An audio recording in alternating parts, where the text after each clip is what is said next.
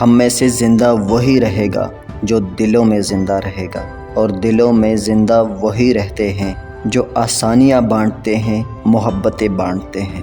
اپنی بے عزتی کا جواب اتنی عزت سے دیں کہ سامنے والا خود ہی شرمندہ ہو جائے۔ اگر آپ آج سے شکر ادا کرنا شروع کر دیں تو سمجھ لے آج سے ہی حالات بہتر ہونا شروع ہو گئے۔ نفس کا تزکیہ چاہتے ہو تو 3 باتوں کو اپنی عادت بنا لو: نعمت پر شکر، تکلیف پر صبر اور گناہ پر توبہ۔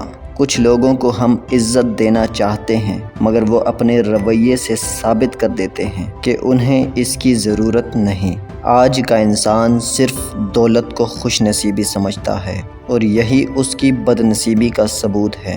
خوش نصیبی وجود کا ظاہر نہیں، وجود کا باطن ہے۔ انسان نے آسمانوں کے راستے دریافت کیے ہیں لیکن اسے دل کا راستہ نہیں ملا۔ ہر عمل کے اندر اس کا انجام یوں چھپا ہوتا ہے جیسے کسی بیج میں کوئی درخت۔ حالات سکھا دیتے ہیں باتیں سننا اور سہنا، ورنہ ہر شخص اپنے آپ میں بادشاہ ہوتا ہے۔ جب ہم کسی رشتے سے تھکنے لگ جاتے ہیں تب ہمیں اس میں صرف خامیاں ہی نظر آنے لگتی ہے۔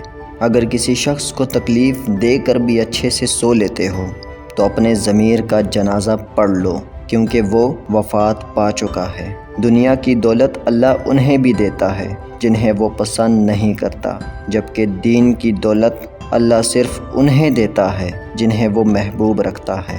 جب زندگی میں تنہا ہو جاؤ تو جان لو کہ تمہارا رب تمہارے ساتھ وقت گزارنا چاہتا ہے اور اسی لیے اس نے سب کو تم سے دور کر دیا۔